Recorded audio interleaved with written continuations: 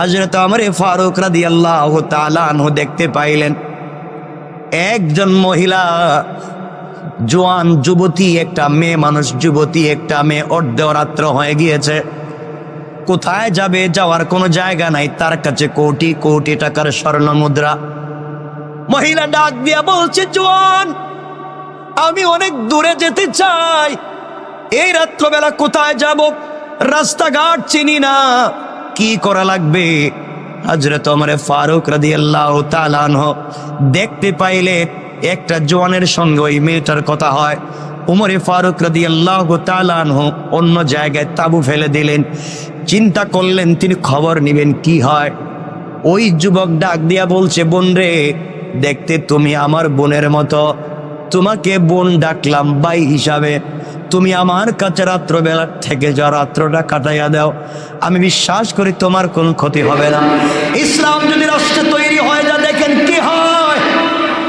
একটা যুবতী মেয়ে একটা অপরিচিত ছেলের কথায় সাড়া দিয়েছে। রাষ্ট্রে খলিফা হযরত ওমর দূর থেকে সবগুলা দেখেন, তিনিও তাঁবু ফেলে দিলেন, দেখি তো কি হয়। ওই ছেলেটা শেষ পর্যন্ত মেয়েটার সর্বনাশ করে কিনা, অথবা সর্বস্ব লুটে নিয়ে যায় কিনা। রাত্রবেলা তাঁবুটা টাঙ্গাইয়া মেয়েটা ঘুমিয়ে পড়েছে। মেয়েটাকে ঘুম পাড়াইয়া তার সমুদয় সম্পদগুলা মেয়েটার মাথার কাছে রেখে দিয়া ওই ছেলেটা সারা রাত্র দাঁড়াইয়া দাঁড়াইয়া বন্দুক হাতে নিয়ে পাহারাদারি করে। একটা জোয়ান যুবক ছেলে, 18-20 বছরের যুবক ছেলে, 18-20 বছরের একটা যুবতী মেয়েকে অন্ধকার রাত্রে কাঁপে। কোটি টাকার সম্পদ সাথে পাওয়ার পরে সম্পদও নেয় না, মেয়েটার উপরে হিংস্র জানোয়ারের মতো পড়ে না, সারা রাত দাঁড়িয়ে দাঁড়িয়ে পাহারাদারি করতে লাগলো। মেয়েটাও সারা রাত না ঘুমায় ঘুমায় যুবকটাকে পরীক্ষা করে, দেখিনি আমার উপরে হিংস্র জানোয়ারের মতো ঝাঁপিয়ে পড়ে কিনা, দেখি আমার সম্পদগুলো নিয়ে যায় কিনা। ফজরের আযান হয়ে গেল, সূর্য উদিত হয়ে গেল। মেয়েটা ডাক দিয়ে বলছে, বাইরে, তুমি আমাকে বোনের মর্যাদা দিলে, তুমি আমাকে বোন ডাকলা, আমি জানতে চাই ভাই বোন, তোকে আমি চিনি না, তুই আমাকে চিনস না, আমি একটা জোয়ান, আমি একটা যুবতী মেয়ে, তুমি একটা যুবক ছেলে। রাত্রে আমাকে একা পেয়ে আমি মনে করি যে হিংস্র জানোয়ারের মতো আমার উপরে ঝাঁপিয়ে পড়বে, আমার উপরে পড়লে না, আমার সম্পদগুলো নিলে না, বরং একজন অভিভাবক ভাইয়ের মতো সারা রাত দাঁড়াইয়া দাঁড়াইয়া আমাকে পাহারাদারি করেছো। কেন তুমি করেছো আমি জানতে চাই। যুবক চোখের পানি ছেড়ে ডাক দিয়া বলেছে, আমি একজন মুসলিম, আমি একজন মুসলিম, আমার দিলে আল্লাহর 30 পারা কোরআন। আল্লাহু আকবার। এই জমিনের খলিফা হযরত ওমর এই মাটির নিচে শুয়ে আছেন রাসূল পাক সাল্লাল্লাহু আলাইহি ওয়াসাল্লাম। ইসলাম আমাদেরকে শিক্ষা দিয়েছে মানুষের আমানত রক্ষা করতে হবে। বোন রে, পুরো পৃথিবীর মালিক হয়ে যদি তুমি এখানে বসে থাকতে, আমার জীবন যৌবন বিসর্জন করে হলো তোমাকে হেফাজত করতাম। ইসলাম আমাদেরকে শিক্ষা দিয়েছে এই পৃথিবীর সকল নাগরিক আমাদের কাছে আমানতদার। ডাক দিয়া বলছে, বাইরে, যেই মুসলমানের ভয়ে, যেই মুসলমানের চরিত্রের কথা শুনে পলায়ন করতে চাইলাম, তুমি সারা রাত দাঁড়াইয়া দাঁড়াইয়া পাহারাদারি করে আমার কাছে ইসলামের যে সৌন্দর্য তুলে ধরেছ, আর দেরি করা যায় না, তুমি আমাকে কালিমা পড়াইয়া মুসলমান বানাইয়া দাও। ইসলামটা কেমন সুন্দর ছিল, কেমন চরিত্র ছিল ইসলামিক। হযরত ওমর ফারুক রাদিয়াল্লাহু তাআলা আনহু আস্তে আস্তে করে হাঁটতে লাগলেন, সংক্ষেপ করে দিয়ে লম্বা হয়ে যায়। ওমর যখন চলে গেলেন, দীর্ঘ পথ চলবার পরে আস্তে আস্তে করে শামে চলে গেলেন। হযরতে আবু উবাইদা ইবনুল জাররাহ রাদিয়াল্লাহু তাআলা আনহু হঠাৎ করে তাকাইয়া দেখেন অর্ধ পৃথিবীর রাষ্ট্রপ্রধান একা একা ঘোড়ার পিঠে। আল্লাহু আকবার। অর্ধ দুনিয়ার খলিফা হযরত ওমর ঘোড়ার পিঠে সওয়ার হয়ে এসেছেন। হযরত ওমর চিন্তা করলেন, আমি তো অনেক দূরে মদিনায় থাকি, শাম অনেক দূরে, আবু উবাইদা তো ভদ্র ফ্যামিলির, সমাজের একটা উন্নত সোসাইটির পরিবারের ছেলে। আবু উবাইদা ভালো পরিবারে ছিল, দামি দামি খাবার খাইছে। দেখি তো এখন আবু উবাইদা তো সেনা প্রধান, কি খায়, কি হক আদায় করে, বিশাল বড় দায়িত্ব, যুদ্ধের ময়দানের সেনা প্রধান আবু উবাইদা। তার ঘরটা কেমন, তার বিছানাটা কেমন, তার দস্তারখানটা কেমন, তার খাবারটা কেমন, খাবারে কি কি আইটেম থাকে, দেখতে চাই। আবু উবাইদা ইবনুল জাররাহকে ডাক দিয়ে বলছেন, শোনো, দুপুরের সময় হয়ে গিয়েছে, আমার পেটে খিদে লেগেছে, আমি কিছু খাবার খেতে চাই, জানতে চাই তোমাদের কাছে কোনো খাবার আছে কি? একজন রাষ্ট্রপ্রধান জিজ্ঞাসা করেন, খাবার আসেনি? আল্লাহু আকবার! একজন রাষ্ট্রপ্রধান জিজ্ঞাসা করে, খাবার আসেনি। আর আজকে আমরা কি করি একটু চিন্তা করেন তো, কি করি সমাজে? আমার বন্ধুগণ, আবু উবাইদা ইবনুল জাররাহ বলেন, আমিরুল মুমিনিন, খলিফাতুল মুসলিমিন, আপনি বলছেন খাবার আসেনি, আপনি কি খাবার খেতে চান? সাধারণ সেনা সদস্যদের খাবার খেতে চান নাকি সেনা প্রধানের খাবার খেতে চান? কথাগুলা বুঝবেন। আবু উবাইদা ডাক দিয়ে বলছেন, খলিফা, আপনি কি সাধারণ সৈন্যদের খাবার খেতে চান নাকি সেনা প্রধানের খাবার খেতে চান? ওমর বললেন, আমি দুটোটা খাবার খেতে চাই। কিছু খাবার সেনা প্রধানের দস্তারখান থেকে খাবো, কিছু খাবার সাধারণ সৈন্যদের দস্তারখান থেকে খাবো। হযরত ওমর ফারুক রাদিয়াল্লাহু তাআলা আনহু বললেন, আমার সামনে আগে কোন খাবার নিয়ে আসবা? আবু উবাইদা ইবনুল জাররাহ বললেন, আমিরুল মুমিনিন, আপনার সামনে সাধারণ সেনা সদস্যদের খাবার দিতে চাই। সাধারণ সেনা সদস্যরা চিন্তায় পড়ে গেলাম, আমরা যা খাই তা কি খলিফাতুল মুসলিমিন খেতে পারবেন কিনা? আমার বন্ধুগণ, কথাগুলো সংক্ষেপ করে শোনেন। এক পর্যায়ে যখন তার সামনে খাবার দেওয়া হলো, সাধারণ সেনা সদস্যদের খাবারে প্রথমে গোশত, এরপরে ঝোল, এরপরে বার্লি, আমরা যেটাকে শারিদ বলি। সাধারণ সেনাদের খাবারের মধ্যে আছে গোশত, আল্লাহু আকবার নাই, বার্লি, এগুলা দিয়া সাধারণ সৈন্যদের তালটাকে, সাধারণ সৈন্যদের দস্তারখানকে সাজিয়ে দেওয়া হলো। হযরত ওমর এখান থেকে কিছু খাবার খেলেন, কিছু খাবার নিলেন, কিছু গোশত নিলেন, কিছু ঝোল নিলেন, কিছু বার্লি নিলেন। এগুলা খাওয়ার পরে মাথা আস্তে আস্তে গরম হতে লাগলো। সাধারণ সৈন্যদের যদি এই খাবার হয়, সেনা প্রধান আল্লাহ জানে কি খায় প্রতিদিন। এবার বলছেন, আবু উবাইদা, আমি সেনা প্রধানের দস্তারখানে খেতে চাই। আমিরুল মুমিনিন হাজির। এবার সেনা প্রধানের দস্তারখান হাজির করে দেওয়া হলো। সেনা প্রধানের দস্তারখানে বসে দেখেন শুকনা কয়েকটা রুটি আর এক গ্লাস পানি, 2-3টা খেজুর ছাড়া আর কিছুই নাই। আল্লাহু আকবার! আমার ডাক দিয়া বলেন, আবু উবাইদা,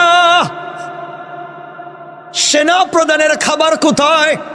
আবু উবাইদা ডাক দিয়ে বলছেন, খলিফাতুল মুসলিমিন, আমি যে দিন থেকে সেনা প্রধান হয়েছি ওই দিন থেকে শুকনা রুটি, কয়েক টুকরা শুকনা রুটি, আর ওই যে আপনি দেখতেছেন আধা গ্লাস পানি, অর্ধেক দুধ, এগুলা ছাড়া আমি আর কিছু খাই না।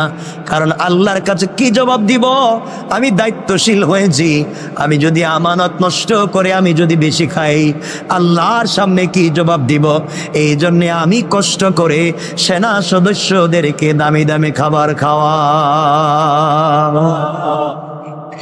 হযরত ওমর ফারুক রাদিয়াল্লাহু তাআলা চোখের পানি ছেড়ে হাউমাউ করে কাঁদতে লাগলেন।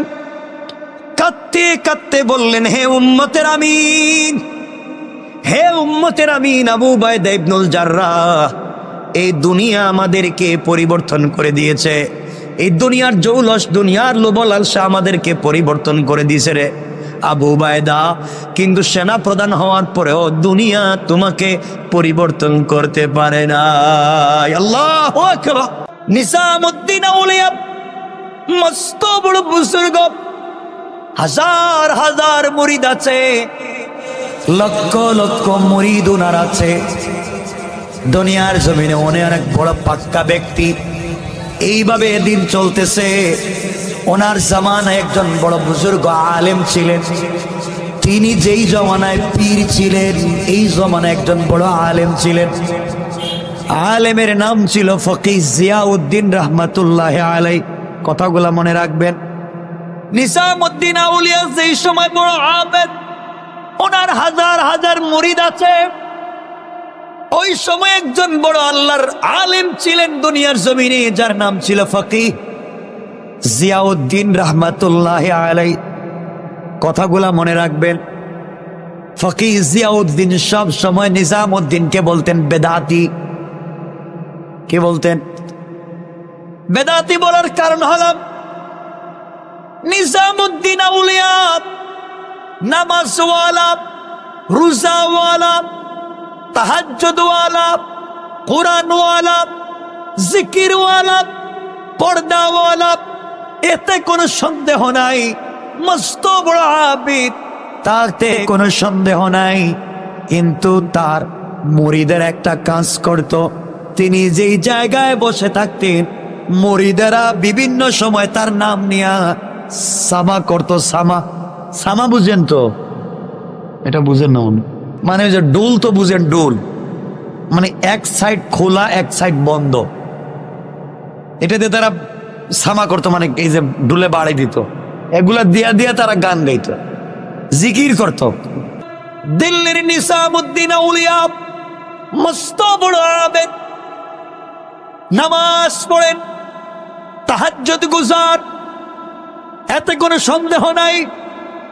তার দরবারে নারী পুরুষ আসার কোনো সুযোগ নাই, সুন্দর করে চালাচ্ছেন। কিন্তু তার মুরিদেরা বেশি ভালোবাসা, ভালো কথা বলেন, ভালো না, ওরা ভালোবাসতে গিয়ে এক পর্যায়ে সামা করে ডুল বাজায়, কিন্তু তিনি তাদেরকে নিষেধ করেন না, তিনি তাদেরকে নিষেধ করেন না।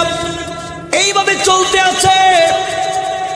মানুষ যখন এই সময়ের সব থেকে বড় আলেম ফকিহ জিয়াউদ্দিনের কাছে নিজামউদ্দিন আউলিয়া সম্পর্কে জিজ্ঞাসা করে, হুজুর আপনি বলেন তো নিজামউদ্দিন আউলিয়া কেমন?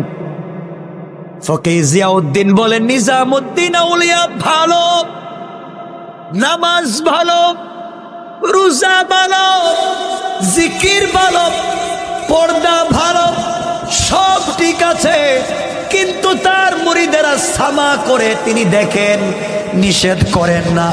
এই জন্য তিনি বিদাতি। মরার আগে বলবো বিদাতি, কিয়ামতের দিনও বলবো বিদাতি। কারণ যিনি জিকির করতে গিয়া মুরিদেরা গান বাজায় সামা করে নিষেধ করতে পারেন না, আমি কোনোদিন তাকে মানতে পারি না। আমার বন্ধুগণ, একবার ফকিহ জিয়াউদ্দিন অসুস্থ হয়ে পড়লেন। দিল্লির সব থেকে বড় আলিম ফকিহ জিয়াউদ্দিন অসুস্থ হয়ে গেলেন। সবাই মনে করলো তিনি আর বাঁচবেন না। এমন সময় নিজামউদ্দিন আউলিয়া একদিন এক প্রোগ্রামে যাচ্ছেন। রাস্তায় যাওয়ার পথে মুরিদেরা বলছে, পীর সাহেব হুজুর আপনি জানেননি কোনো খবর? তিনি বললেন, না জানি না, কি হয়েছে? সবাই বলতেছেন, পীর সাহেব শোনেন, আপনাকে যেই ব্যক্তি সারা জীবন বিদআতি বলেছে, আপনাকে যেই ব্যক্তি কোনোদিন মানতে চায় না, পাবলিকের সামনে আপনাকে বিদআতি বলে ছোট করে, ফকিহ জিয়াউদ্দিন অসুস্থ, সাকারাত শুরু হয়েছে, মরে যাবে। মুরিদের উদ্দেশ্য ছিল এই কথা যদি নিজামউদ্দিন আউলিয়াকে বলে তিনি খুশি হবেন, আর বলবেন যেই ব্যক্তি আমাকে সারা জীবন বিদআতি বলছে ও মরে যাচ্ছে, মরে যাক, যা আমরা করবো, আমরা হলে তো ফেসবুকে টুইটারে আমাদের পীর সাহেবের নাম দিয়ে লাগাই দিতাম। নিজামউদ্দিন আউলিয়া বলেন, সত্যি কি তুমি দেখে এসেছ? সত্যি কি তুমি জানো তিনি অসুস্থ? কয়, হ্যাঁ আমি জানি অসুস্থ। এমন সময় নিজামউদ্দিন আউলিয়া বললেন, আমার সবগুলা প্রোগ্রাম ক্যান্সেল, আমি আজকে কোন প্রোগ্রামে যাব না, আমি আজকে কোন মাহফিলে যাব না, তোমরা আমাকে নিয়ে চলো, ফকিহ জিয়াউদ্দিনকে অসুস্থ দেখতে যাব। সারা জিন্দেগি এই লোকটা আমাকে বিদআতি বলতে পারে, কিন্তু তিনি হলেন এই জামানার সব থেকে বড় আলেম, তাকে সম্মান দেওয়ার জন্যে আমাকে কি বললো তা জানতে চাই না। একজন বড় আলেমকে সম্মান জানাতে তার ইন্তেকালের সময় তাকে দেখতে যেতে চাই। সুবহানাল্লাহ বলেন।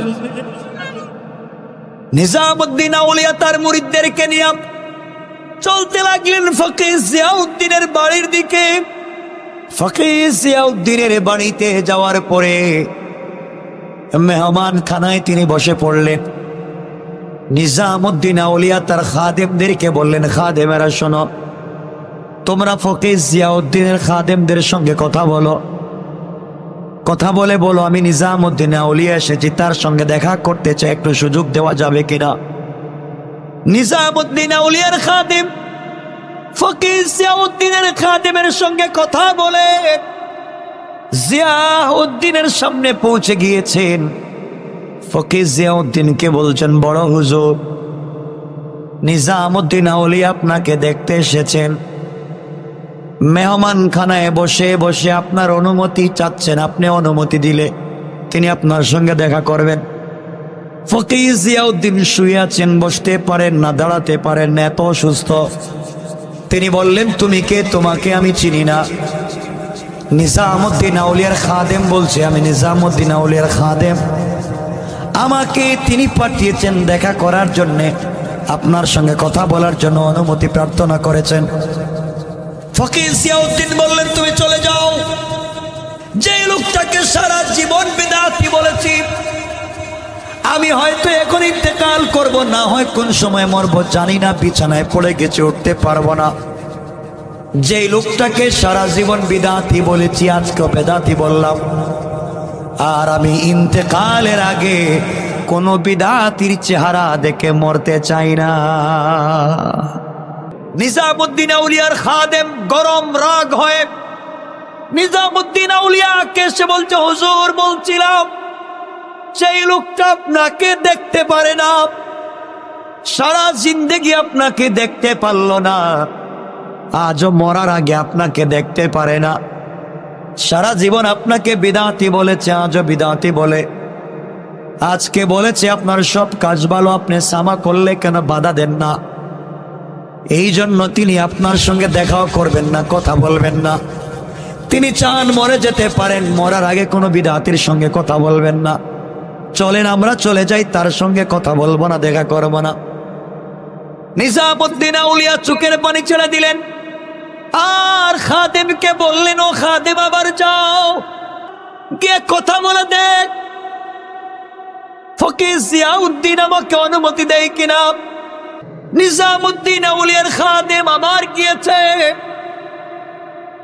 আবার গিয়ে বলছে 2 নাম্বার বার, হুজুর, নিজামুদ্দিন আউলিয়া আমাকে পাঠিয়েছেন, আপনি তার সঙ্গে একটা বার দেখা করবেন, তিনি আসছেন, আপনার সঙ্গে দেখা করতে চায়।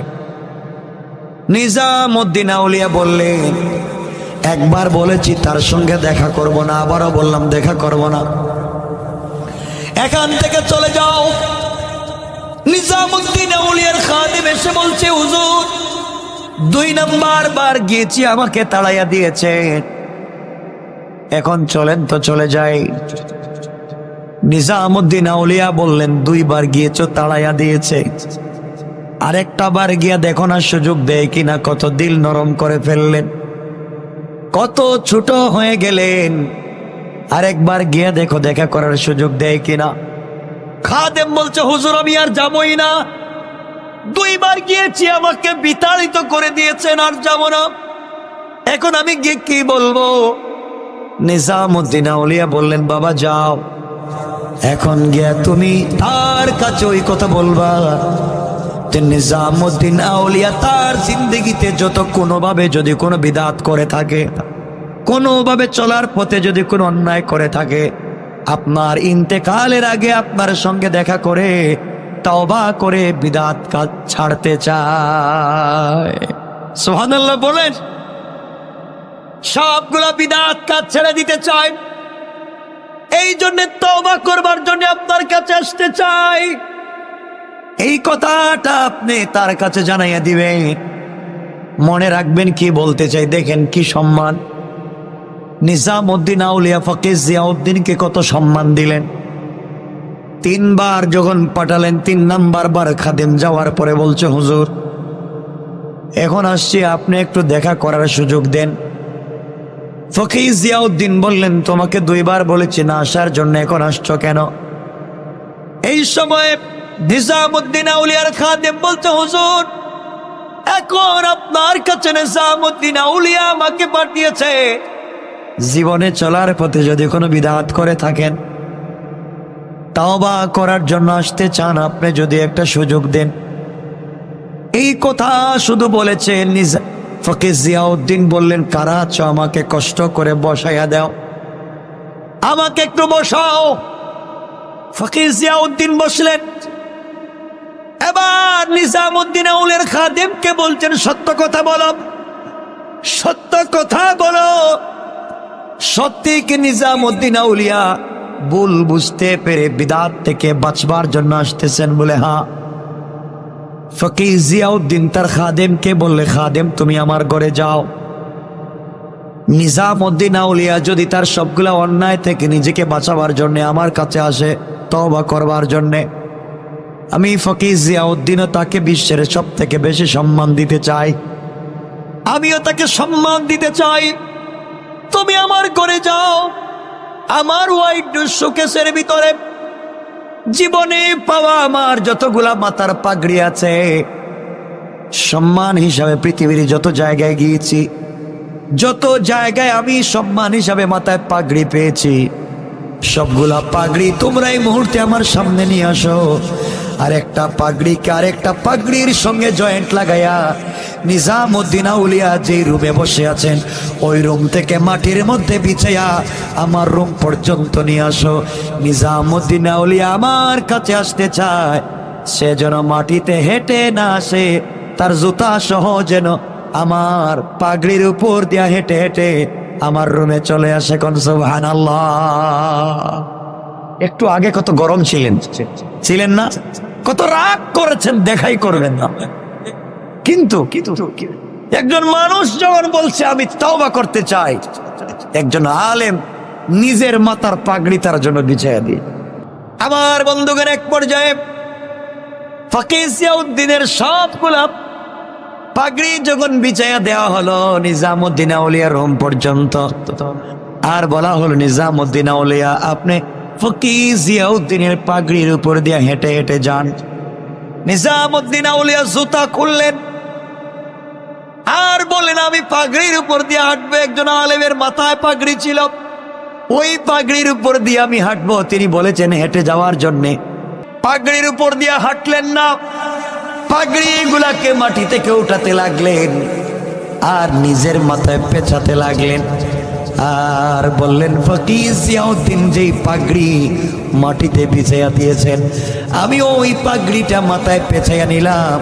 আর এটাই হচ্ছে ফকির জিয়াউদ্দিনের পক্ষ থেকে আমাকে সব থেকে বড় সম্মান। কোন সুবহানাল্লাহ, আল্লাহু আকবার বলেন। আল্লাহ বলছেন আফামান শারাহাল্লাহু সাদরাহু লিল ইসলাম ফাহুয়া আলা নূরিম মির রাব্বিহ, যার কাছে ইসলামের জ্ঞান আছে সে সব থেকে বড় ব্যক্তিত্ব, সে সব থেকে বড় জিনিস, সব থেকে পাওয়ারফুল ব্যক্তি। আল্লাহ বলছেন সে হচ্ছে আমি আল্লাহর জ্ঞান থেকে পাওয়া আলোর মধ্যে আছে। কোন সুবহানাল্লাহ। হযরতে দাউদ আলাইহিস সালাতু ওয়াস সালাম একদিন পথ চলতে লাগলেন। কিছু দূর যাওয়ার পরে তিনি দেখতে পেলেন রাস্তার মধ্যে একটা পাথর পড়ে আছে, একটা পাথর পড়ে আছে, পাথর। হঠাৎ করে রাস্তার মধ্যে পড়ে থাকা পাথর কথা বলতে শুরু করেছে আর বলছে, দাউদ আমাকে রাস্তার মধ্যে পড়ে থাকা পাথর তুমি মনে করেছো আমি হযরতে হারুনের হাতে ছিলাম। পাথর যখন কথা বলতে শুরু করলো আর বলতে লাগলো, দাউদ রে আমি মূসার ভাই হযরতে হারুনের হাতে ছিলাম। হারুন আমাকে দিয়ে শত্রুর বিরুদ্ধে যুদ্ধ করেছেন, শত্রুর মোকাবেলা করে জয়লাভ করেছেন, হয়তো কোনো কাজে লাগতে পারে। আপনি আমাকে পাথরটাকে আপনার কাছে রেখে দিতে পারেন। নবী হারুনের হাতের জিনিস মনে করে, বরকত মনে করে হযরতে দাউদ আলাইহিস সালাতু ওয়াস সালাম ওইটাকে হাতে নিলেন, পকেটে রেখে দিলেন। কিছু দূর যাওয়ার পরে আরেকদিন রাস্তায় বের হলেন পথ চলবার জন্যে। হঠাৎ করে তাকিয়ে দেখেন রাস্তার মধ্যে আরেকটা পাথর পড়ে আছে। পাথর ডাক দিয়ে বলছে, দাউদ আমি তোমাকে চিনি, তুমি আমাকে রাস্তায় সাধারণ পাথর মনে করে ফেলে দিও না। আমি হযরতে হারুন আলাইহিস সালাতু ওয়াস সালাম এবং তার ভাই হযরতে মূসার হাতে সর্বক্ষণ থাকতাম। আমি হযরতে মূসার হাতে ছিলাম, অনেক শত্রুকে হযরতে মূসা আমাকে নিক্ষেপ করে হত্যা করেছেন। আপনি আমাকে সঙ্গে রাখতে পারেন, আপনার কোনো কাজে আসতে পারে। এই কথা বলবার পরে হযরতে দাউদ আলাইহিস সালাম পাথরটাকে থলের ভিতরে রেখে দিলেন। তারপর আরেকদিন পথ চলতে লাগলেন। চলতে চলতে তিনি আরেকটা পাথর পেয়ে গেলেন, রাস্তার মধ্যে পড়ে আছে। পাথর ডাক দিয়ে বলছে, হযরতে দাউদ, কিছুদিন পরে আপনি যুদ্ধে যাবেন বাদশাহ জালুতের বিরুদ্ধে, আমালিকার বিরুদ্ধে, গালিবার জাতির বিরুদ্ধে আপনাকে যুদ্ধ করা লাগবে। এই যুদ্ধে আপনাকে জয়লাভ করতে হবে। যুদ্ধের ময়দানে আপনি সেনাপতি হবেন। ওই যুদ্ধে সব থেকে বড় যে ব্যক্তি হবে, যার নাম জালুত, এই জালুতকে যদি হত্যা করতে হয় আমাকে আপনি সাথে রাখেন, আমি পারবো। হযরতে দাউদ পাথরটা হাতে নিলেন, তার থলের ভিতরে থাকা দুইটা পাথর বলছে, দাউদ ওই পাথর যা বলেছে সত্য বলেছে। তিনটা পাথর যদি একত্রিত করেন জালুত আপনার বিরুদ্ধে দাঁড়াবার শক্তি পাবে না। আল্লাহু আকবার বলেন। হযরতে দাউদ আলাইহিস সালাম পাথরটা রাখলেন। আল্লাহর কুদরতে 3 খণ্ড পাথর একত্রিত হয়ে একটা পাথর হয়ে গেল। বাদশাহ তালুত তার সেনাবাহিনীকে রক্ষা করে বললেন, তোমাদের মধ্যে কি এমন কোন বীর আছে? হযরতে তালুত বলছেন, তোমাদের মধ্যে কি এমন কোন বীর পাহলওয়ান আছে যে ব্যক্তি পাপিষ্ঠ জালুতকে হত্যা করতে পারবে? যে পারবে আমি আমার অর্ধেক রাজত্ব তাকে দান করে দেব, এবং আমার একমাত্র কেবলমাত্র শুধুমাত্র একটা কন্যা আছে, সেই মেয়েটাকে আমি বিয়ে দিব। সুতরাং আমি মরে গেলে সে পুরো দেশের রাজত্বের মালিক হয়ে যাবে। হযরত দাউদ আলাইহিস সালাম আল্লাহর নাম স্মরণ করে থলে থেকে সেই পাথর খণ্ড বাইর করে যুদ্ধের প্রান্তরে জালুতের বিরুদ্ধে অগ্রসর হতে লাগলেন। আর বললেন তালুতকে যে আমি জালুতকে হত্যা করতে পারবো। তালুত চিন্তা করে, জোয়ানের নামও শুনলাম না, ছোট মানুষ, কত বড় বড় পাহলওয়ান পড়ে রয়েছে, হে নাকি যুদ্ধে জালুতকে হত্যা করব। তিনি বললেন আমাকে দিয়ে সম্ভব। সুবহানাল্লাহ বললেন না। জালুত যখন সামনে দাঁড়িয়ে আছে, হযরত দাউদ আলাইহিস সালামকে বলছে বিদ্রুপ করে, তুমি একটা ছোট্ট বাদশা, আমি পৃথিবীর সব থেকে শক্তিশালী বাদশা জালুত, আমার জাতির নাম জাব্বারিন আমালিকা গালিবা, আর তুমি আসো যুদ্ধ করতে পাঞ্জাবি পরে, কোন অস্ত্র কই? পকেটে আছে। সুবহানাল্লাহ বললেন। কোথায় আছে? কয় পকেটে কি আছে? এখন পাথর আছে, পাথর। পকেটে মানুষ অস্ত্র নিয়ে ঘুরে, পৃথিবীর সব থেকে শক্তিশালী মানুষের বিরুদ্ধে যুদ্ধ করবা, আর তোমার পকেটে নাকি অস্ত্র? দাউদ আলাইহিস সালাম বলছেন, আপনি আমাকে ছোট মনে করে কলঙ্কিত করবেন না, মনে রাখবেন আপনাকে হত্যা করবার জন্য, মারবার জন্য আমার এই পবিত্র হাত লাগাতে চাই না। আপনি আমার কাছে তো কিছুই না, কারণ রব বলেছেন যারা মুসলিম আর যারা কাফের এক গ্রুপ, একদল হচ্ছে মৃত আর একদল হচ্ছে জীবিত। আমি মুসলিম, আমি জীবিত, তুমি মুসলিম না, তুমি তো মৃত। সুতরাং তোমার সাথে যুদ্ধ করে কষ্ট করার দরকার নাই, মৃত মানুষের সাথে আর যুদ্ধ কিসের? জালুত বলছে, শোনো পিচ্ছি ছেলে, দাও তুমি চলে যাও, তোমাদের বাদশাহ তালুতকে পাঠাও, আমি তালুতের সাথে যুদ্ধ করতে চাই। দাউদ আলাইহিস সালাম বললেন, তুমি আমার উপরে অস্ত্রের আঘাত করতে পারো, তুমি আমার উপর অস্ত্রের আঘাত করতে পারো, আমি তোমার মোকাবেলা করবো, বাদশাকে এখানে পাঠাবার দরকার নাই। এই কথা শুনে জালুত একবার গরম হয়ে, অগ্নিশর্মা হয়ে দাউদের মাথায় তরবারি দিয়ে আঘাত করলো। দাউদ চোখের পলকে মাথা সরিয়ে আঘাত ব্যর্থ করে আল্লাহর নাম উচ্চারণ করে থলের থেকে পাথর খণ্ড বের করে সেই পাথর যখন জালুতের দিকে নিক্ষেপ করলেন, বিষাক্ত পাথরের বেগ এতই প্রচন্ড ছিল, তার আঘাতে জালুতের মাথা চূর্ণ বিচূর্ণ হয়ে গেল। সুবহানাল্লাহ বললেন, জোরে বলেন না। জালুত সঙ্গে সঙ্গে মাটিতে লুটিয়ে পড়ল। এই বিজয় অর্জন করবার কারণে দাউদকে তালুত নিজের মেয়ে বিয়ে দিলেন। এরপরে রাজ সিংহাসনে বসিয়ে দিলেন। যেই দিন তাকে রাজ সিংহাসনে বসিয়েছিলেন ওই দিন ছিল 10 মুহররম। এত আসতে বললেন যে, তাহলে এই দিন আল্লাহর কাছে দাম কম না বেশি? আমরা নাম বলে বলে যাবো, লম্বা আলোচনা করব না। আরেকটা হচ্ছে দাউদ আলাইহিস সালাতু ওয়াস সালাম, তার অনেকগুলা সন্তান ছিল, এর মধ্যে একটা সন্তানের নাম সুলাইমান। লম্বা আলোচনা, আমরা সেদিকে যাব না।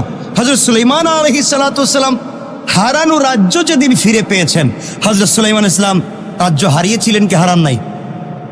হারিয়েছিলেন। লম্বা ইতিহাস আপনারা জানেন, হাত থেকে আংটি পড়ে গিয়েছিল। সুলাইমান ইসলামের 1000 স্ত্রী ছিল। লম্বা ইতিহাস, মাছ আংটিটা খেয়ে ফেলেছিল, নদী থেকে আংটিটা উঠানো হয়েছিল। শেষ পর্যন্ত যেভাবে হোক তিনি আংটিটা পেয়েছিলেন। আংটি পাওয়ার পরে যেই দিন তিনি এই পৃথিবীতে আবার রাজত্ব ফিরিয়ে পেয়েছিলেন, এই দিন ছিল 10 মুহররম আশুরা। হযরত ঈসা আলাইহিস সালাতু ওয়াস সালাম যেদিন আসমানে গমন করেছেন, এই দিনও ছিল 10 মুহররম আশুরা। ঈসা আলাইহিস সালাম আসমানে যাওয়ার অনেক লম্বা আলোচনা ঘটনা আছে, আমরা সেদিকে যাব না। হযরত ঈসা আলাইহিস সালাম যেদিন কিতাব পেলেন, ইনজিল, যেদিন আল্লাহ তাকে ইনজিল কিতাব দিলেন, ওই দিনও ছিল 10 মুহররম আশুরা। হযরত আইয়ুব আলাইহিস সালাতু ওয়াস সালাম যেই দিন রোগ থেকে মুক্তি লাভ করলেন, ওই দিন ছিল 10 মুহররম। আসতে বললেন 10 মুহররম। এখানে অনেক লম্বা আলোচনা আছে। হযরত ইউসুফ আলাইহিস সালামকে তার পিতা নাম কি বললেন না? হযরত ইয়াকুব আলাইহিস সালাম যেদিন তার সন্তান ইউসুফকে ফিরে পেয়েছিলেন, সেই দিন ছিল, কথা বলেন, ইউসুফকে কূপে নিক্ষেপ করেছিল কারা? কথা বলেন। সুতরাং রক্তের সম্পর্কের কেউ যদি আপনাকে কষ্ট দেয়, আপনি ইউসুফের কথা স্মরণ করবেন। ইউসুফকে তো তার নিজের ভাইরা গর্তে ফেলে দিয়েছিল, গোলাম বলে বিক্রি করতে চাইল, দাস বলে বিক্রি করে দিল, উলঙ্গ করে কাপড় ছাড়া কূপে ফেলে দিল। আল্লাহ জান্নাতি পোশাক দিয়ে গোলাম থেকে রাজ সিংহাসনে বসিয়ে ইজ্জত আর ক্ষমতার মালিক বানিয়ে দিয়েছেন কে? আল্লাহ। হযরতে ইউসুফ আলাইহিস সালামকে পুত পবিত্র করে জেলখানার থেকে বের করে, যে জুলাইখা অনেক ষড়যন্ত্র করেছিল, আল্লাহ তাআলা সব ষড়যন্ত্রকে ধূলিসাৎ করে এক পর্যায়ে জুলাইখার যৌবনকে ফিরিয়ে হযরত ইউসুফের সঙ্গে বিয়ে দিয়েছিলেন কিনা? কথা বলেন। তখন ইউসুফের দ্বিতীয় বিয়ে, আগের একটা বিয়েও করেছিলেন। আমার বন্ধুগণ, ইউসুফ আলাইহিস সালাম যেদিন বাদশাহী লাভ করলেন, বাইরে যেদিন মিশরে গমন করল, ওই দিনও ছিল 10 মুহররম। সবাই বলেন। এখানে অনেক লম্বা আলোচনা আছে, আমরা সেদিকে যাচ্ছি না। পৃথিবীতে যেই দিন প্রথম বৃষ্টি হয়েছে, প্রথম, আবার বলেন না, এই দিন ছিল 10 মুহররম আশুরা। পৃথিবীর সৃষ্টি যেদিন হয়, ওই দিনও ছিল 10 মুহররম।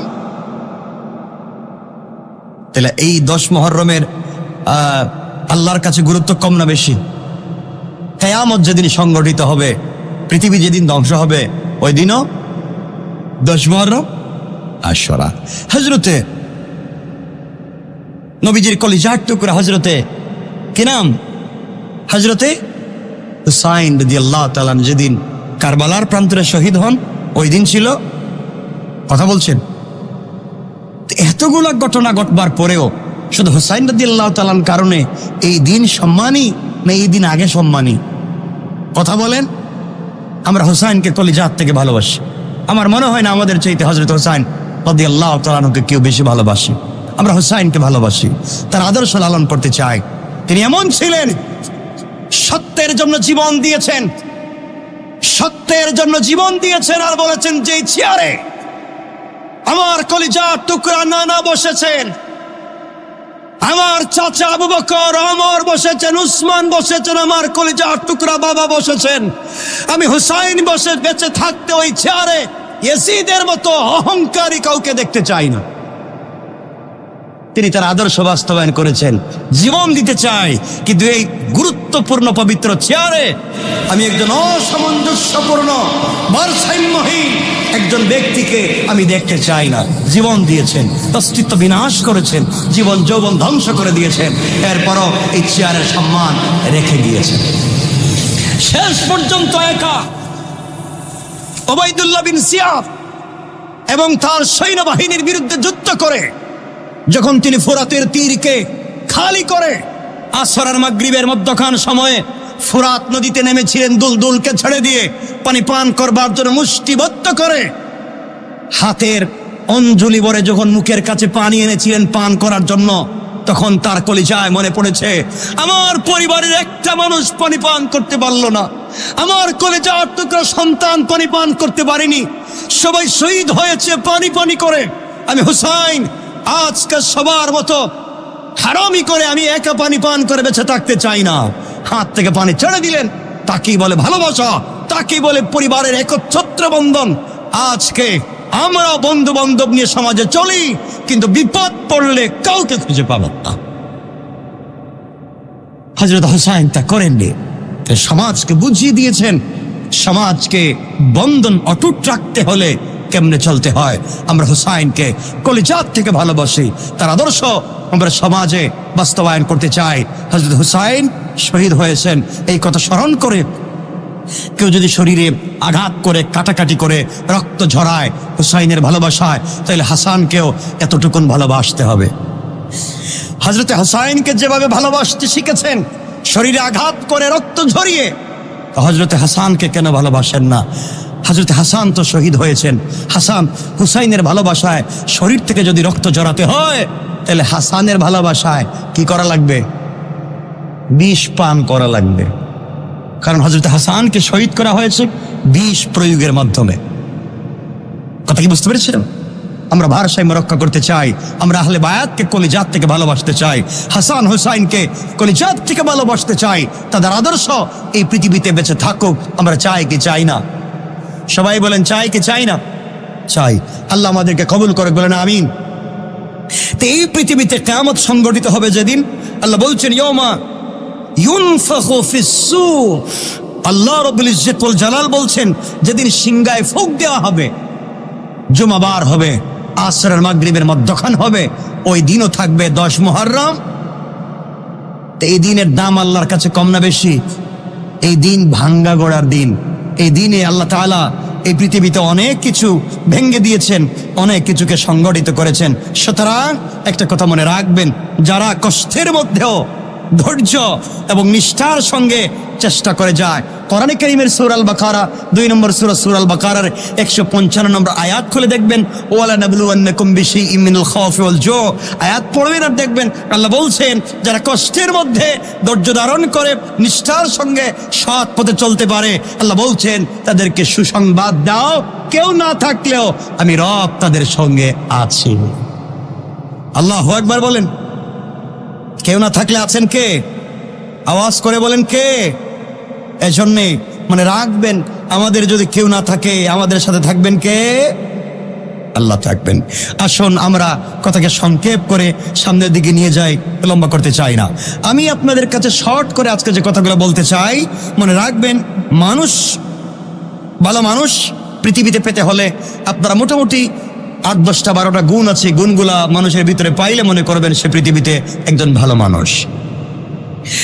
আমার মুসলমান বন্ধুগণ, কথা লম্বা করার সুযোগ নাই। কথা আগে আগে আমি আল্লাহকে যদি ভালো করে চিনতে পারো বান্দা, আমার উপরে ভরসা করে দুনিয়ার জমিনে ইখলাস এবং আমানতদারি রক্ষা করে দুনিয়ার জমিনে যদি চলতে পারো, দুনিয়ার জমিনে বিপদ আসতে পারে, চলার পথে বিপদ আসতে পারে বান্দা, সকল সময়ে একমাত্র কেবলমাত্র যদি আমাকে যথেষ্ট মনে করে, হাসবি আল্লাহ, আমাকে যথেষ্ট মনে করে, আমার উপরে ভরসা করে, একমাত্র কেবলমাত্র আমার উপরে ভরসা করে দুনিয়ার জমিনে পড়ে থাকতে পারো, দুনিয়ার সকল পৃথিবী সকল সৃষ্টি যদি তোমার বিরুদ্ধে চলে যায়, পুরা পৃথিবী যদি তোমার বিরুদ্ধে দাঁড়িয়ে যায়, আমি আল্লাহ কথা দিলাম বান্দারে, যেইভাবে হযরতে ইব্রাহিমকে নমরুদের আগুন থেকে রক্ষা করে দিয়েছি 16 লক্ষ ফেরাউনের বাহিনীর বিরুদ্ধে, মুসা আলাইহিস সালামকে আমি বাঁচিয়ে দিয়েছি, আইয়ুবের পুরা বডি ধ্বংস হয়ে যাওয়ার পরে আমি আল্লাহ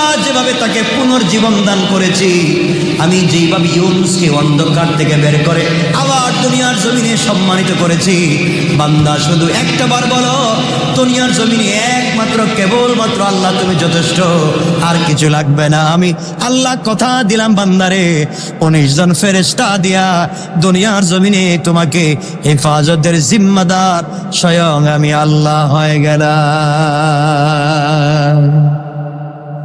আল্লাহ রাব্বুল ইজ্জত ওয়াল জালাল বুঝাতে চাইলেন, ও আমার বান্দা, দুনিয়ার জমিনে কাফের বেঈমানের আঘাত করবার জন্য, তোমাকে ধ্বংস করে দেওয়ার জন্য, তোমার বিরুদ্ধে দাঁড়িয়ে যেতে পারে। বান্দারে মনে রাখবা, পৃথিবীর কেউ তোমাকে ধ্বংস করতে পারবে না, কারণ সৃষ্টি করেছি আমি আল্লাহ, ধ্বংস করবার ক্ষমতা একমাত্র আমার আছে।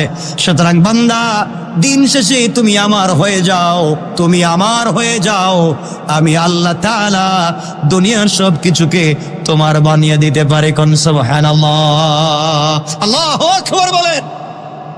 এই জন্য মনে রাখবেন, দুনিয়ার জমিনে সন্তানের জন্য সম্পদ রেখে যাওয়ার চাইতে গাড়ি বাড়ি মিল ফ্যাক্টরি কল কারখানা সম্পদ, হাজারো কোটি টাকার সম্পদ সন্তানের জন্য রেখে যাওয়ার চাইতে সন্তানকে সম্পদ বানিয়ে যান।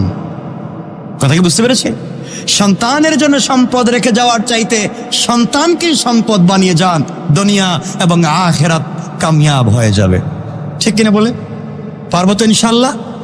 আপনি সন্তানের জন্য গাড়ি বাড়ি করতে গিয়ে আপনি জিন্দেগির 50টা বছর 70টা বছর কাজ করলেন, 50 বছরে কোটি টাকার মালিক হলেন, রাতে ঘুমান নাই, দিনে ঘুমান নাই, আপনি 50 বছর পরে এখন বডিতে অসুস্থ হয়ে গেল, এখন 50 বছরে যা সম্পত্তি জমা করেছিলেন, বাকি জিন্দেগি সুস্থ থাকবার জন্য সেই সম্পত্তি ব্যয় করে ডাক্তারি করা লাগবে। কথা বুঝেন নাই আমার? কথা বুঝতে পারেন না? এজন্যে এই সম্পদ ভুয়া রেখে যাওয়ার চাইতে সন্তানকে সম্পদশালী বানিয়ে যান, হাত উঠালে যেন আল্লাহর আরশ পর্যন্ত পৌঁছে যায়। ইনশাল্লাহ বলেন, আমরা পারবো তো ইনশাল্লাহ?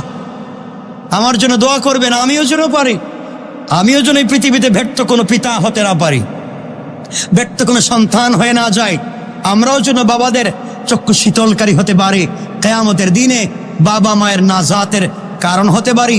আমি চাইবো আল্লাহ তাআলা যেন আমাদের সকল সন্তানদেরকে মা বাপের চক্ষু শীতলকারী এবং জান্নাতের ওসিলা হিসাবে আল্লাহ কবুল করেন, বলেন আমিন। সন্তানকে সম্পদ বানিয়ে যা, পৃথিবীতে কিছুই লাগবে না। পারবো তো ইনশাআল্লাহ? সবাই বললেন না?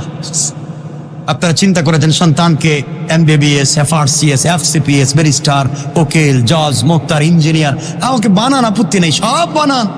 সন্তানকে আল্লাহর পরিচয় দিবেন, ইনশাআল্লাহ কবুল করবেন কে?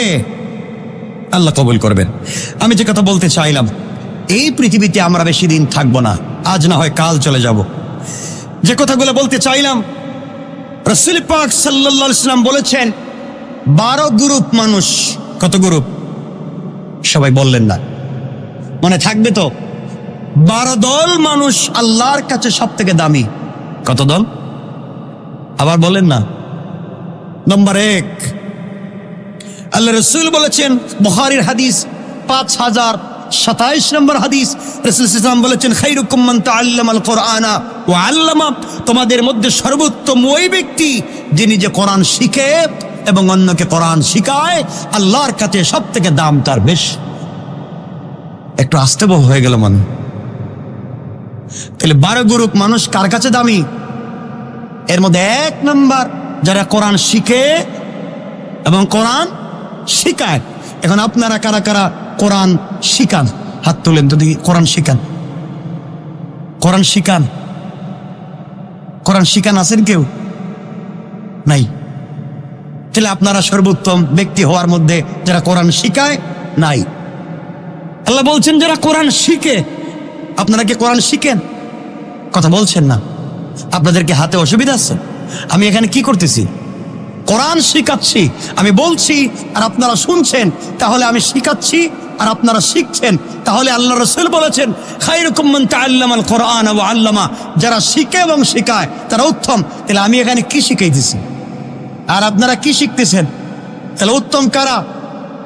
আসতে বললেন যে, আওয়াজ করে বিশ্বাস, আত্মবিশ্বাস, কনফিডেন্সের সাথে বলেন, সব থেকে সর্বোত্তম মানুষ কারা? আওয়াজ করে বলেন কারা? আল্লাহর কাছে ফিরে গিয়ে বলতে পারবো, রব আমরা কোরআন শিখেছি, কোরআন শিখিয়েছি, এটা সত্য। খায়রুকুম মান তাআল্লামাল কোরআন ওয়া আল্লামা। বিনত বিবির আজকের দিনের কথা কিয়ামতের দিন কোট করে রেকর্ড করে আল্লাহর কাছে জানিয়ে দেব, আল্লাহ আজকের দিনে রসিলা হলেও আমাদেরকে ক্ষমা করে দেন। যে বলেন না আমিন। আমি এখানে কি শিখাচ্ছি, আপনারা কি শিখছেন? তাইলে 1 নাম্বার, যারা কোরআন শিখে এবং যারা কোরআন শিখায়, আল্লাহর কাছে 1 নম্বরে সর্বোত্তম জাতি তারা। সুবহানাল্লাহ বলেন। তাহলে আমরা 1 নাম্বার, কয় নাম্বার হইলাম? 1 নাম্বার থাকবে তো ঠিক মতো।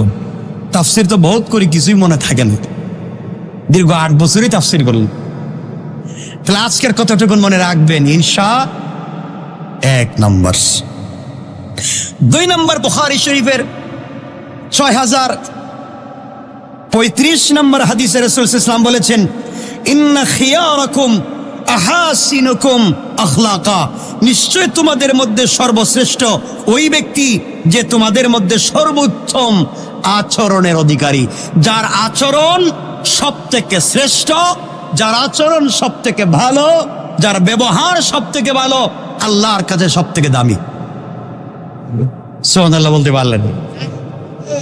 আপনাদের আচরণ কেমন? খুব ভালো, খুব ভালো না? মসজিদে বাইরে যাওয়ার সময় জুতা পাওয়া যায় না খুঁজে, একটা সমস্যা। বাসায় গেলে দেখবেন সবার সাথে সম্পর্ক ভালো। এমনও আছে তাহাজ্জুদ পড়তে পড়তে পড়তে পড়তে সেজদায় গেলে কামতে কামতে অবস্থা খারাপ, সেজদা থেকে উঠতেই বউরে পিটায়। কথা কেন? তাহলে আচরণটা কেমন হয়ে গেল? অনেক লোক আছে বন্ধু বান্ধবের সঙ্গে চমৎকার আচরণ, সবার সাথে ভালো ব্যবহার, বাসায় গিয়েই বাপরে দেখতে পারেন মায়ের সঙ্গে খারাপ ব্যবহার করে, আছে না নাই? কথা বলছেন নাকি? তাহলে মনে রাখবেন, আপনার আচরণ সব থেকে উত্তম আপনাকে বলতে পারবে কে? আপনার ঘরে আপনি যার সাথে চলেন, আপনার স্ত্রী বলতে পারবে আপনি কত নম্বরের ভালো মানুষ। ঠিক কিনা বলেন? আর যারা বিয়ে করেন নাই, আপনারা বেঁচে গেলেন মনে হইতেছে, আপনারা বাঁচবার সম্ভাবনা নাই। মনে রাখবেন, আপনি কেমন বলতে পারবে আপনার স্ত্রী, বলতে পারবে আপনার ড্রাইভার, বলতে পারবে আপনার পাশের লোক যে আপনার সঙ্গে সব সময় থাকে, সেই বুঝতে পারবে আপনি কত নম্বরের। কথা বুঝতে পেরেছেন? সুতরাং আমার আপনার আচরণকে ঠিক করা লাগবে কি লাগবে না? বলেন না। আল্লাহর কাছে সব থেকে শ্রেষ্ঠ ব্যক্তিদের 2 নম্বর তারা, যাদের আচরণ, যাদের ব্যবহার। কথা বলেন না কেন? তাহলে আমাদের আচরণ ভালো হওয়া দরকার আছে না নাই? কারণ আচরণ হাতে পায়ে নয়, আচরণ আসে আত্মার থেকে, ভালোবাসা আসে দিল থেকে। মনে থাকবে। কয়টা বলছি?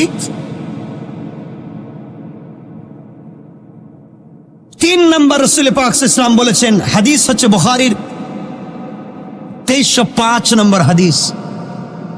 রাসূল সাল্লাল্লাহু আলাইহি ওয়াসাল্লাম বলেছেন, ইন্না খিয়ারাকুম আহসানুকুম কাযা। তোমাদের মধ্যে সর্বোত্তম সেই ব্যক্তি যে ঋণ পরিশোধ করার বেলায় ভালো। কিসের বেলায়? ঋণ পরিশোধ করবার বেলায় যেই ব্যক্তি ভালো, সে তোমাদের মধ্যে সর্বোত্তম। আল্লাহ বলছেন আমি তাকে ভালোবাসি। কেউ দেখবেন কাউকে ঋণ দেওয়ার সময় নিজেকে বহুত ভদ্রলোক মনে হয়। আপনি যদি কাউকে ঋণ দেন, মনে করবেন আলহামদুলিল্লাহ মাশাআল্লাহ আমি ঋণ দিতে পেরেছি। আর যখন ঋণ তারা খুঁজতে যাইবেন, তখন মনে হইব আপনি ফকির। কথা বলেন না কেন? আর সে দিতে রাজি না। আচ্ছা, মনে রাখবেন, মনে রাখবেন। আবারও বলছি, মনে করিয়ে দিচ্ছি একটা হাদিস। বাবার কাঁধে সন্তানের লাশ বহন করা যেমন কঠিন বুঝা, বাবার কাঁধে সন্তানের লাশ যেমন বুঝা, একজন মৃত ব্যক্তি যদি দুনিয়ার জমিনে ঋণ রেখে যায় তা তার চাইতে আরো বেশি বুঝা এবং ভয়ঙ্কর। সুতরাং 1000 কোটি টাকা পাবলিককে দান করার চাইতে 2 টাকা ঋণ দেওয়া উত্তম। কথা বলছেন না কেন? 1000 কোটি টাকা পাবলিককে দান করার চাইতে 2 টাকা ঋণ দেওয়া।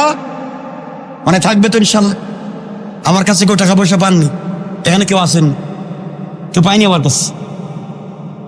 মাশাআল্লাহ বাইচা গেলাম। আব্দুল্লাহ যে মাঝে মাঝে পায় ওইটা ওই যে কিছু আনে দেয় তো ওইটা টাকা পয়সা, আর কিছু না।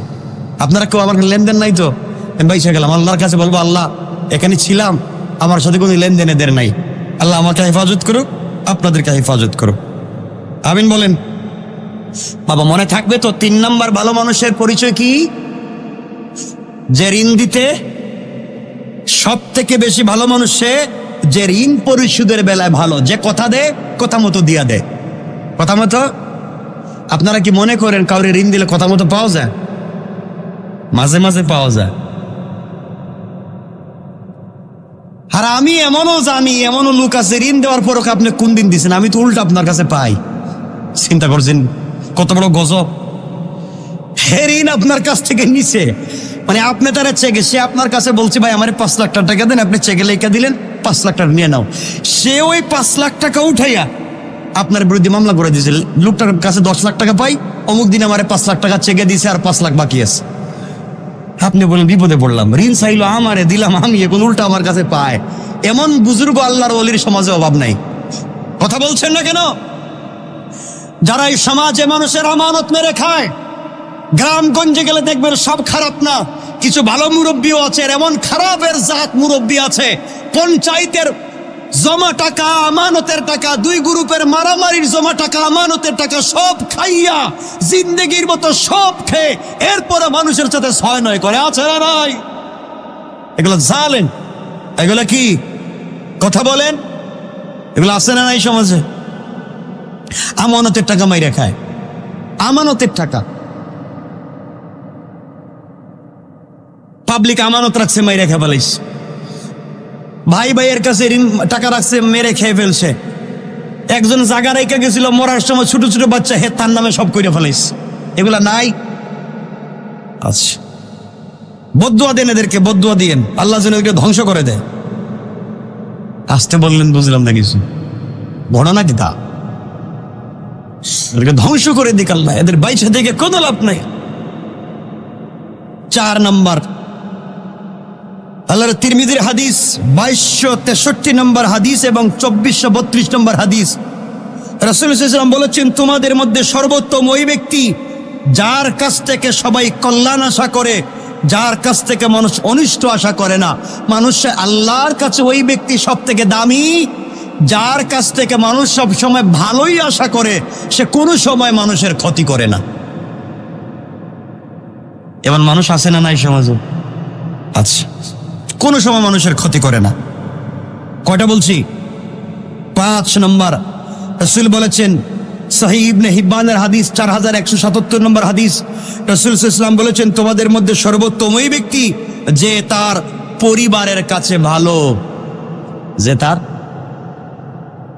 পৃথিবীতে দেখবেন বহুত লোক বাহিরে ভালো, পরিবারে ভয়ঙ্কর।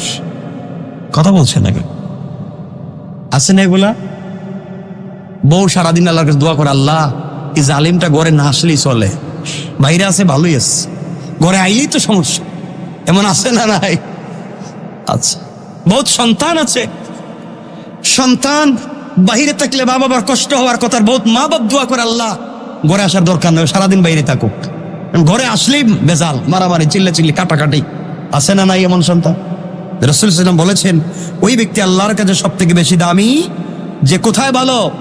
পরিবারের কাছে। কয়জন বলছি? কয়টা বলছি? বলেন না। 6 নম্বর। 6 নম্বর শুনেন মুরব্বী বাবারা, কি বলতে চাই। রাসূল সাল্লাল্লাহু আলাইহি ওয়াসাল্লাম বলেছেন, রাসূল সাল্লাল্লাহু আলাইহি ওয়াসাল্লাম বলেছেন, খায়রুকুম আতওয়ালুকুম। নবীজি সাল্লাল্লাহু আলাইহি ওয়াসাল্লাম বলেছেন, তোমাদের মধ্যে সর্বশ্রেষ্ঠ ব্যক্তি সে যে তোমাদের মধ্যে বয়সেও বেশি, নেক কাজেও বেশি। সুবহানাল্লাহ বলেন না? নবীজি বলেছেন, আতওয়ালুকুম আমারা ওয়া আহসানুকুম আমালা। তোমাদের মধ্যে সর্বোত্তম ওই ব্যক্তি ভালো যে বয়সেও বেশি, আমলেও। কি বুঝলেন? কিছু বললেন না। যার বয়সও বেশি, আমলও। এর অর্থ কি দাঁড়ালো? যে বুড়া বয়সেও ভালো আমল করে। আর এমনও বাবা আছেন, মুরব্বী আছেন, বুড়া বয়সে এখন আর কিছু হেই লাইনই নাই। আছে না নাই? আল্লাহর কাছে ওই ব্যক্তি দামি যার বয়সও বেশি, কিন্তু ওই বয়সে গিয়েও সে আমল ছেড়ে দেয় নাই।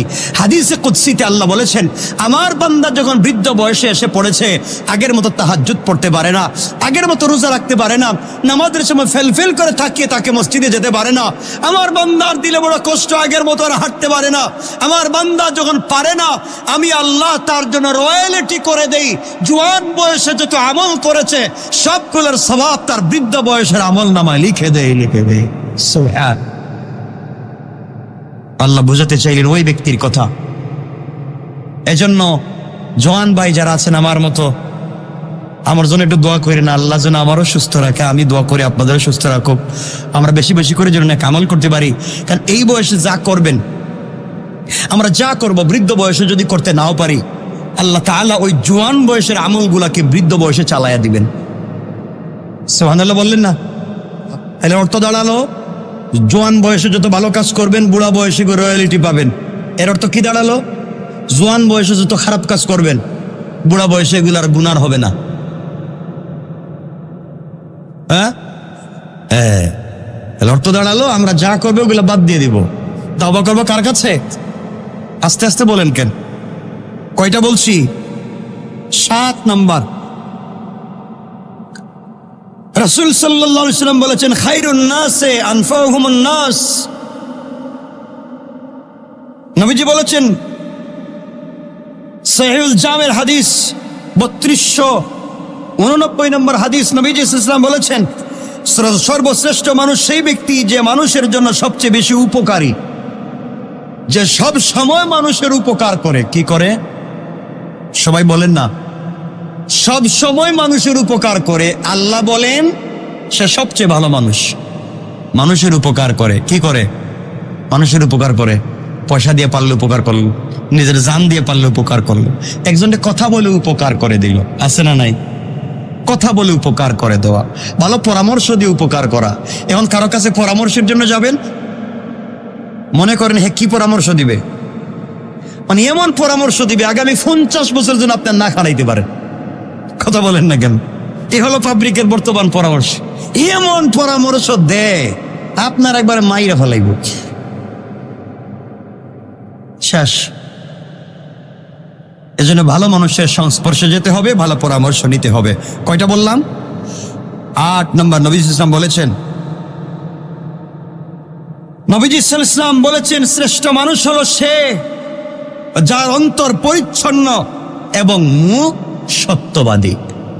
অন্তরে কোনো দাগ নাই, মানে আরেকজনের ভালো দেখে তার জ্বলে না, আরেকজনের ছেলে ইউরোপ আমেরিকা কানাডা যাইতেছে দেখা তার জ্বলে না, আরেকজনের বাড়ি গাড়ি হইতেছে দেখে তার কষ্ট লাগে না। অন্তর কি? পরিষ্কার। এমন লোক আসেননি এখানে যে আরেকজনের দেখলে আপনার কষ্ট হয় না? বহুত ভালো লোক আপনারা, বহুত ভালো। সমাজটা এমন হয়ে গেছে যে একজনের ভালো দেখলে আরেকজনের হয় না। কথা বলেন না কেন? এগুলো আছে না নাই? অমুকের হয় আমার হয় না কেন, এই টেনশনে তুই লাভ শেষ। আল্লাহ রাসূল বলেছেন, শ্রেষ্ঠ মানুষ সে যার অন্তর পরিষ্কার। অন্তর কি? আমরা মাঝে মাঝে কই না যে আমার অন্তর একবারে খোলা, একবারে সাদা, আমার অন্তরে কিচ্ছু নাই। মানে এর অন্তর এমন অবস্থা হইছে, এর আর খালি নাই, সব ভরে ফেলাইছে শয়তানি দিয়া। আছে না নাই? আচ্ছা, আল্লাহ আমাদের হেফাজত করে, বলেন আমিন। আচ্ছা, সাহাবায়ে কেরাম জিজ্ঞেস করলেন, ইয়া রাসূলুল্লাহ, সত্যবাদী মুখ আমরা বুঝলাম, কিন্তু পরিচ্ছন্ন অন্তরের অধিকারী এটা বুঝলাম না। রাসূল সাল্লাল্লাহু আলাইহি ওয়াসাল্লাম বললেন, যে অন্তর স্বচ্ছ, নির্মল, মুত্তাকি, যাকে কোনো পাপ, যার অন্তরে পাপ নেই, বাড়াবাড়ি বা জুলুম নেই, খেয়ানত এবং বিদ্বেষ নেই, খেয়ানত করে না, দিলে বিদ্বেষ রাখে না, বাড়াবাড়ি করে না, অন্যায় বেইনসাফি নাই, সেই লোকটার দিল হচ্ছে সব থেকে দামি দিল। সুবহানাল্লাহ, জুড়ে বলেন। কয়টা বলছি? 8। 9 নম্বর, রাসূল সাল্লাল্লাহু আলাইহি ওয়াসাল্লাম বলেছেন, আল্লাহর কাছে সর্বোত্তম সঙ্গী সেই ব্যক্তি যে তার সঙ্গীর কাছে উত্তম, আর আল্লাহর কাছে সর্বোত্তম প্রতিবেশী সে যে তার প্রতিবেশীর কাছে উত্তম। আপনি যদি আপনার প্রতিবেশীর কাছে ভালো মানুষ হন, আপনি ভালো মানুষ। আপনি আপনার সঙ্গীর কাছে যদি ভালো মানুষ হন, আপনি ভালো মানুষ। এখন চিন্তা করে দেখেন, কে কয়জন আছেন যে আপনি আপনার প্রতিবেশীর কাছে ভালো? দেখবেন আপনি এমন একজন প্রতিবেশী পাইছেন, হে আপনার দরজার রাস্তা বন্ধ করে দেয়, খাল কেটে দেয়। আছেন এগুলো প্রতিবেশী? এর জন্য প্রতিবেশী ভালো হওয়া দরকার, আর নিজের সঙ্গীর কাছে ভালো হওয়ার চেষ্টা করবেন ইনশাল্লাহ। বলেন না ইনশাল্লাহ? কারণ স্ত্রী, কিয়ামতের দিনে আল্লাহ তাআলা স্ত্রীকে জিজ্ঞাসা করবেন তোমার স্বামী কেমন ছিল। তখন স্বামীকে জিজ্ঞেস করবেন তোমার স্ত্রী কেমন ছিল। তখন স্ত্রী যদি বলে দিয়ে আমার স্বামী ভালো ছিল, তাহলে আল্লাহ তাকে মাফ করে দিবেন। আওয়াজটা কমে গেল মামা। আর স্ত্রী যদি আল্লাহ আমার স্বামী তো বম্বাস্টিক মার্কা শয়তান ছিল, তাহলে আপনার তাহাজ্জুদ আল্লাহ দেখতে চাইবেন না, আপনার রোজা, আপনার ইস্তেগফার, আপনার শবে বরাতের দোয়া, শবে কদরের তাহাজ্জুদ, আর আপনার কাবার গিলাফ ধরে কান্নাকাটি, আল্লাহ কিচ্ছু দেখতে চাইবেন না, সব বন্ধ করে দাও। এর সঙ্গী যা কইছে হেডাই সত্যকে। এজন্যে স্ত্রীর সাথে, সঙ্গীর সাথে ভালো আচরণ করা দরকার আছে না নাই? কয়জন ভালো আচরণ করেন স্ত্রীর সাথে? যারা বিয়ে করছেন একটু বলেন না, আমার একটু সহযোগিতা করো। মাশাআল্লাহ, 2-3 জন হাত উঠিস। আপনাদের কাছ থেকে একদম মন চায় জানতে যে কি করেন আপনারা। আমাদেরকে বইলে যান এক কলম, যে আপনারা যে ভালো, এটা জানার দরকার আছে না নাই বলেন তো? পাবলিক তোকে জানতে চায়, কি কইবেন? ঠিক আছে, বয়ানের পরে এদের কাছ থেকে যাই না নিয়ে, এরা কি করে? কয়টা বললাম? কয়টা? 10 নম্বর রাসূল সাল্লাল্লাহু আলাইহি ওয়াসাল্লাম বলেছেন, এই হাদিসটা হচ্ছে 1944 তিরমিজির হাদিস, আর বুখারীর 3559 নম্বর হাদিস। রাসূল বলেছেন, তোমাদের মধ্যে সর্বোত্তম ব্যক্তি সে যার চরিত্র সব থেকে বেশি সুন্দর। যার চরিত্র সব থেকে বেশি সুন্দর, যার চরিত্র, আল্লাহ বলেন তার কোনো হিসাব নাই। সুবহানাল্লাহ বলেন না। 11 নম্বর রাসূল সাল্লাল্লাহু আলাইহি ওয়াসাল্লাম বলেছেন, মর্যাদা সর্বশ্রেষ্ঠ ব্যক্তি সে যে নিজ ঘোড়ার পিঠে সওয়ার হয়ে শত্রুকে সন্তুষ্ট করে এবং শত্রুরাও তাকে সন্তুষ্ট করে। বুঝাতে চাইলেন, একজন ব্যক্তি তার দুশ্মনের সামনে দাঁড়ালেও যেন দুশ্মন নিরাপদ থাকে, দুশ্মন যেন এটা বুঝে যে আমার দুশ্মন হলেও আমার ক্ষতি করবে না। কথা বুঝতে পেরেছেন? এই ব্যক্তির চরিত্র ভালো, আল্লাহ বলেন আমার কাছেও সে ভালো। কয়টা বলছি?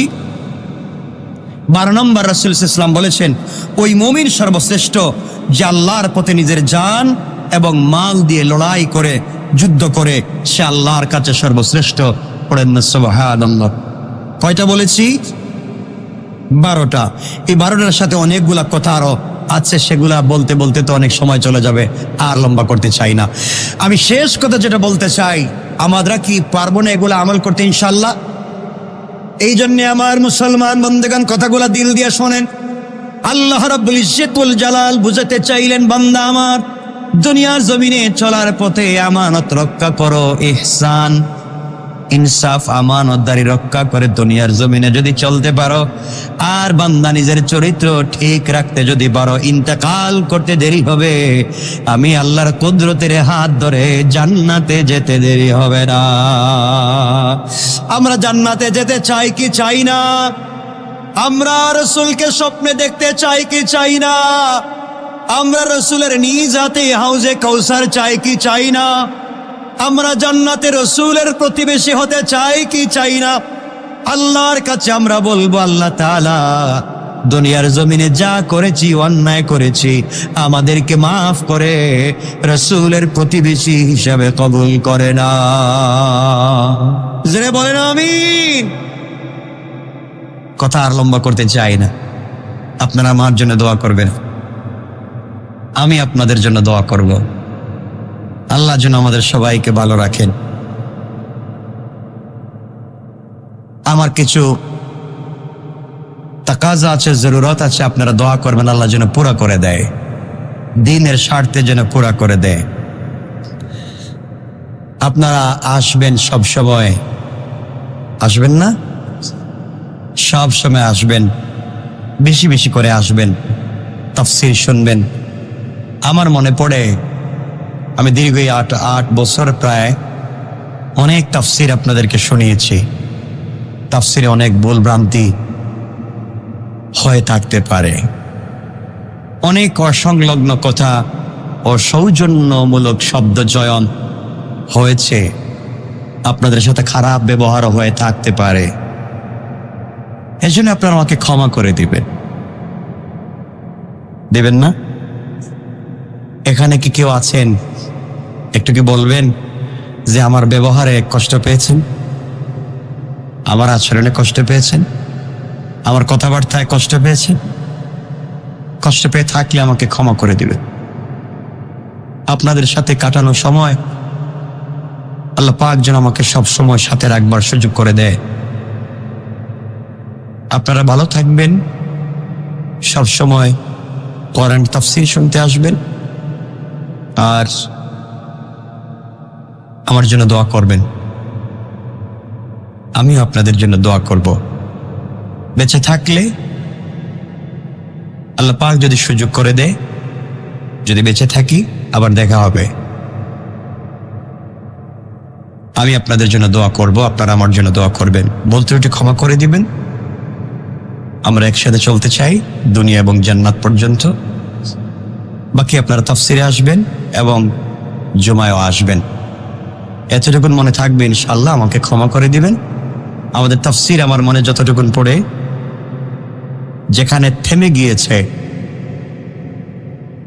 আল্লাহ যেন ওখান থেকে আবারও তাফসীর গুলাকে পূর্ণাঙ্গ শুনবার আপনাদেরকে সুযোগ করে দেন।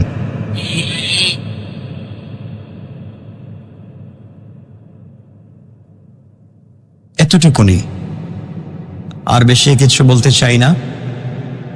সবাই ভালো থাকবেন, সুস্থ থাকবেন, দোয়ায় আমাকে শামিল রাখবেন। আপনাদের দোয়া আমার চলার পথে অনেক দরকার।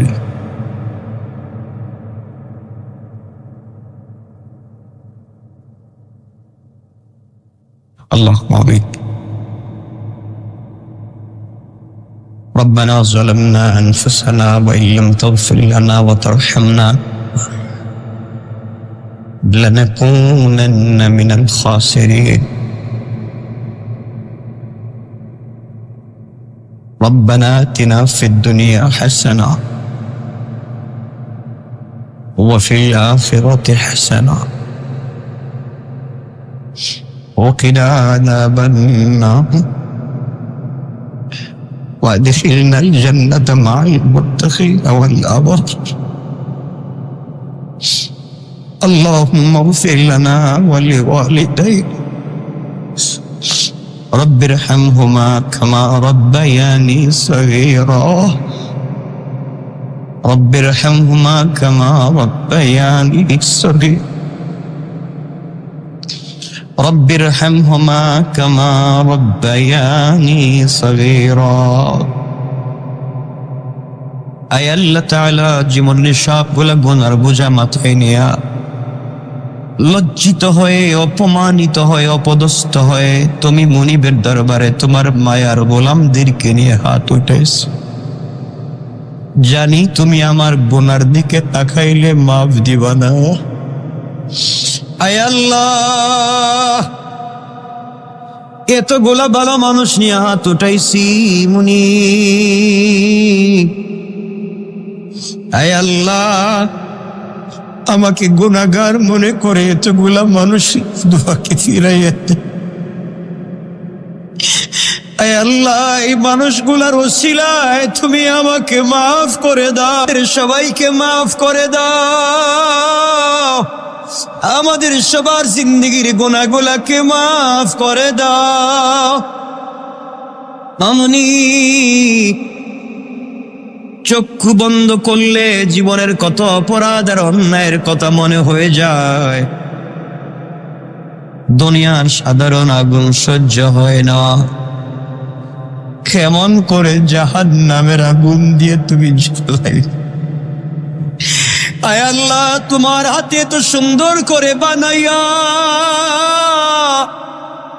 দুনিয়ায় মানুষ যদি হাত দিয়া কোনো জিনিস বানায় মায়া লেগে যায়।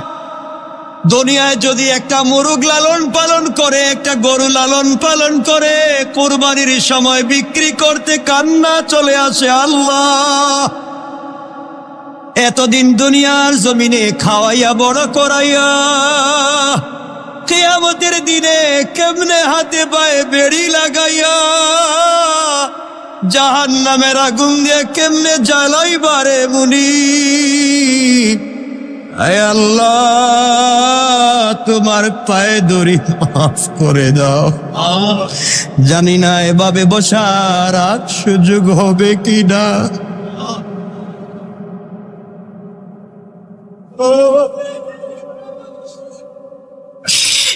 আল্লাহ, তুমি মাফ করে দিও। আল্লাহ, আমাদের সবাইকে তুমি মাফ করে দাও।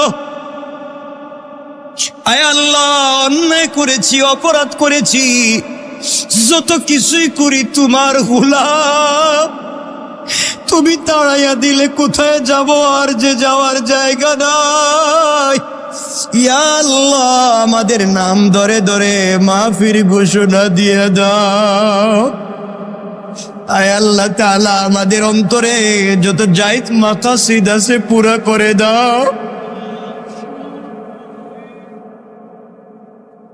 ইয়া আল্লাহ, জায়েজ মাকসাদ গুলাকে পুরা করে দিও।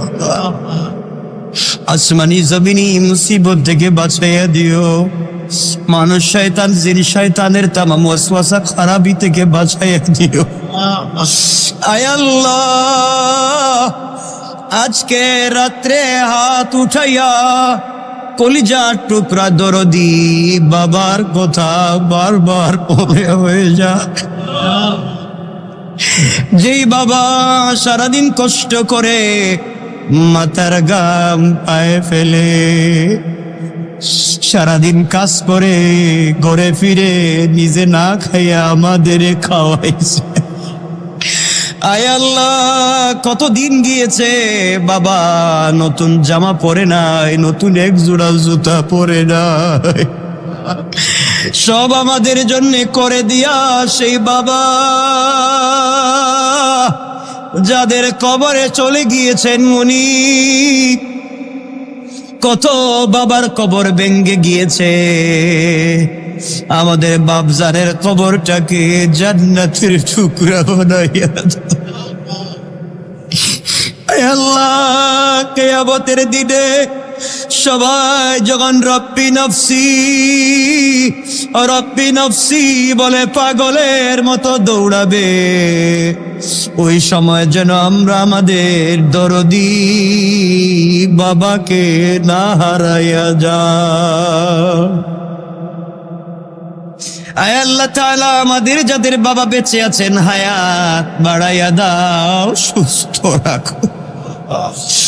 আয় আল্লাহ, আমাদের জনম দুঃখিনী দরদি